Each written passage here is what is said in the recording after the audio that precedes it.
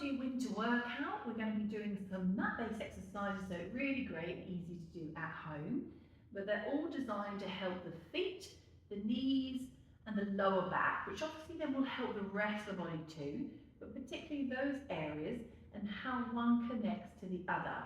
It's all about providing some support and stability to the areas that sometimes during the winter fall apart a bit, have a bit more grumbles, things like the lower back and the knees. So let's begin at our feet to come and take a little sit down, and we're just going to rub our feet. Take hold of one foot, give yourself a little rub, literally just rubbing the feet. We're warming the feet up. We're stimulating the feet, waking up our circulation and bringing some cold spots, a little bit of warmth and love. Let's do the other side. That already feels better. So we're just warming up here. I'm literally just rubbing the feet.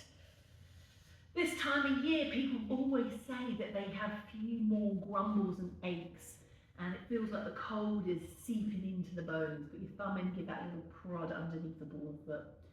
And then the feet, we can get quite stiff in the feet because we're in our shoes a lot more than we are in the summer. It's also perhaps time of year where if it's a bit icy and a bit slippy out, we might grip our feet a bit more and our knees might give in a bit more. So we're giving all of this lots of love.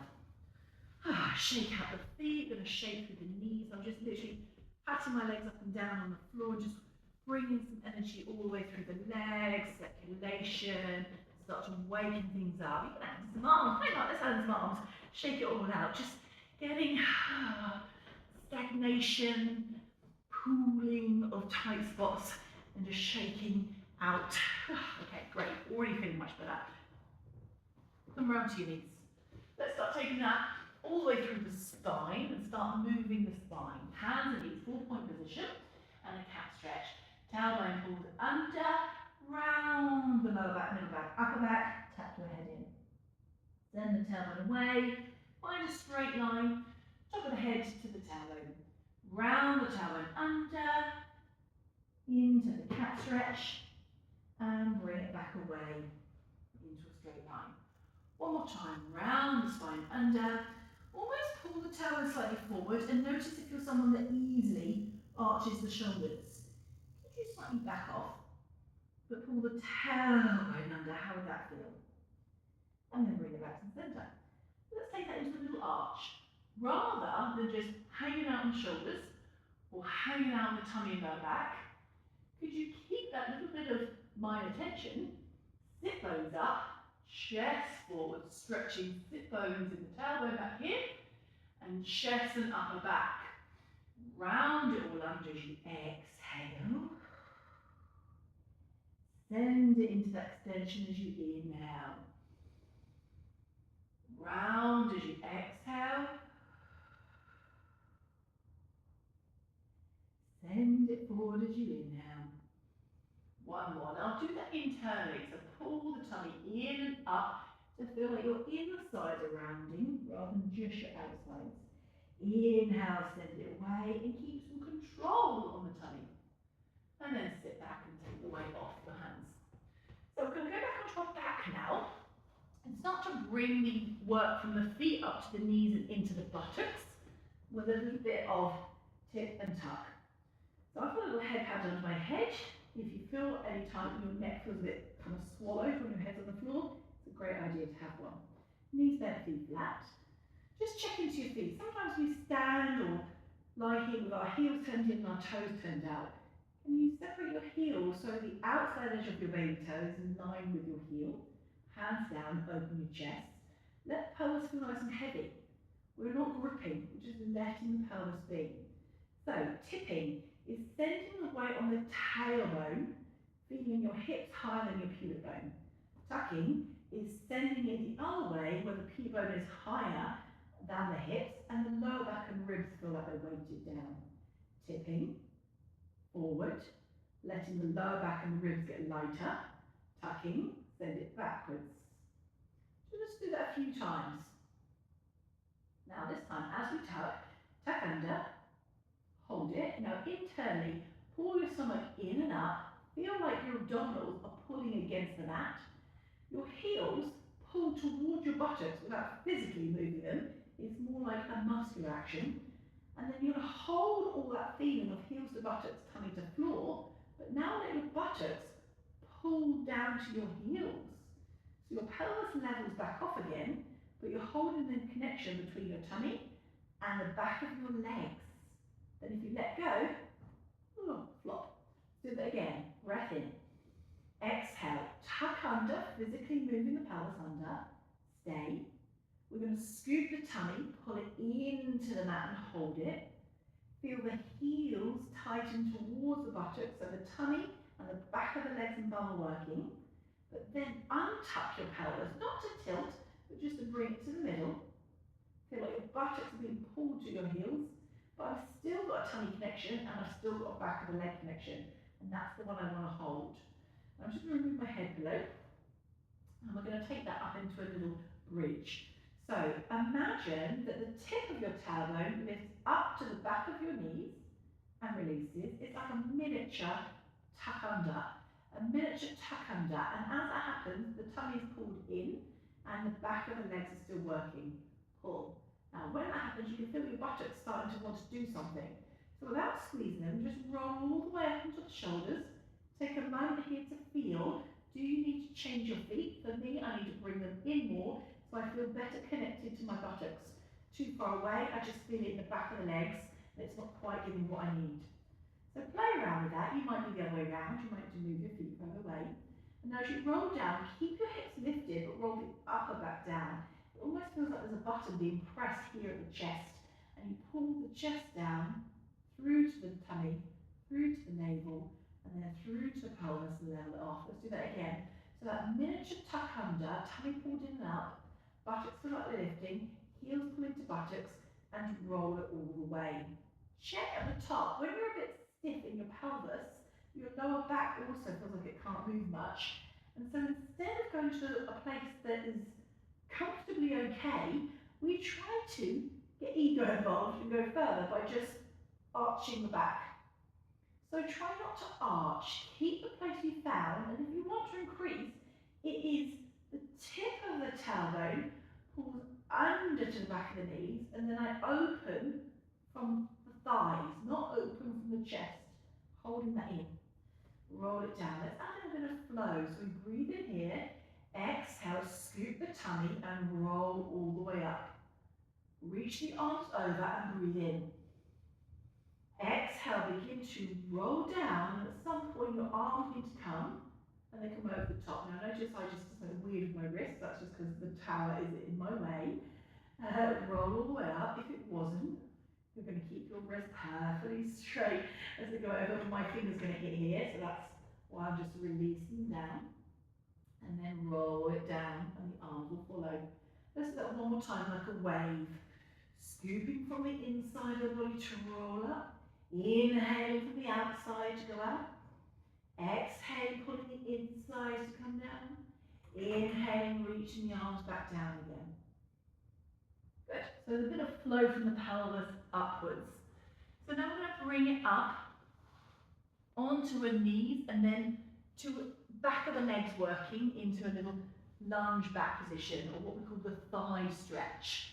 So knees are together, feet flat. You might actually look back. Feet flat means pinky toes, big toes are straight. Sometimes they do all sorts of weird things. The heels roll in and out. Find that pressing down. And then sometimes when we stand, we want to squeeze our bum and bring our hips forward. I want you to be mindful that you're holding the tummy in, and there's a connection between the back of the legs into the bum, coming from the feet into your hips, and strong through your center, like your upper back has got support. Hands glued to your side, you lean back, hold, lift, like you're pulling on a pair of tights, to come home. Pull it together to go back, hold, lift those pair of tights, to come home. Now if I ask you to hold this, your upper body wants to feel like it's forward of the lower body, and then it feels like your upper tummy does the work to take you back. Notice if I do that too much, it becomes round. Open your chest, grow tall, come forward. Give me one more time. Inhale to reach back, back of the legs, tummy, hold. Exhale, grow tall to roll forward. Now come to standing as we take it into some squats. So, when you're squatting at home, I want you to do this against a wall and feel that sliding up and down the wall. But I'm going to turn sideways so you can see and feel what it's like when you take yourself away from the wall. The dynamic will be different. Take your feet forward, sometimes slightly turned out. Place your hands in the creases of your hips here. And let's begin with these creases to notice the creases where we move from. The hips go back and as a result the knees slightly bend. The back of the hip creases in the bum push you forward to stand up. Hip creases go back, the knees slightly bend, back of the hips come forward to stand up. Now if these hip creases or your hip joint is not freely moving so well for whatever reason, your knees tend to go further forward. So instead of going back, we go forward. Another way the body changes is instead of the hips going back only, the chest comes down. So it looks like my hips are going back, but my chest is going down at the same time. So we avoid the chest, we avoid the knees, and we try to keep a more upright posture. When you're on a wall, your head and shoulders and pelvis will all be on the wall sliding up and down. When you're off the wall, there is a slight angle, but it's not forward. So we're going to go crease back and hold it. Come to a place where you can hold your first kind of, yeah, I feel that's comfortable. Look down to your feet. Your knees should be over your ankles, but if you're shooting too far forward, take my hands away, boop, your knees have gone over your toes. If that's happened, push the bum back and pull your kneecaps backwards until you can see your toes again. Now let's stand and repeat that. Hips back, knees shift back, not to let your toes come off the floor, but just so that you can see them. Now we're going to hold it. Tummy, pull it in and up to support your lower back. If we don't, sometimes your lower back can arch instead of your hips doing it. So we hold on and we stand. Now feel the arches of your feet lift up. As we come back, the arches of the feet lifted, so is the tummy. I'm going to engage that pelvic floor to lift me up. Sit down. Pelvic floor naturally stretches, that's great. Pull it in and up to stand up.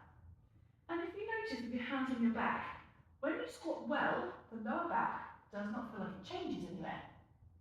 When you squat by opening the lower back to get down, the lower back goes open. I feel my lower back changing, and I've got lower by opening my lower back.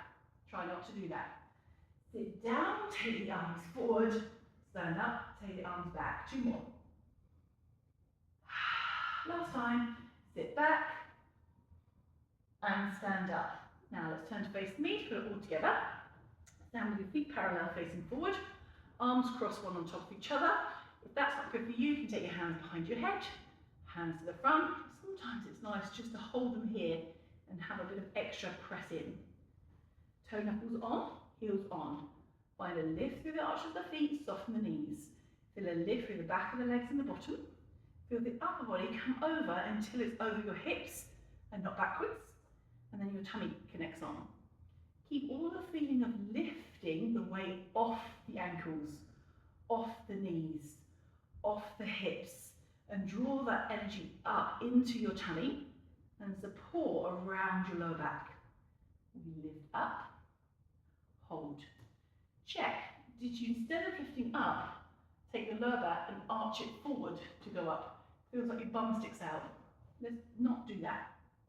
Pull the energy into your tummy, supporting the lower back and the joints. Here's the heart of it. When your heels go down, energy goes down. Instead, when the heels go down, pull your strength here in more to you, into your lower back for more support as your heels go down. Now you might be the other type of person where instead of arching the back, you might tuck the hips under. You can see my hips tucking under and forward. So are you tucking under to go up and really squeezing into your bum, making yourself round? So let the front of those hip creases hang forward. However, as they hang forward, use your tummy into your lower back. So we're stretching forward and down with the front, pulling up and in with the back. Tummy supports us. Take it into a flow, we lift up and we lower down.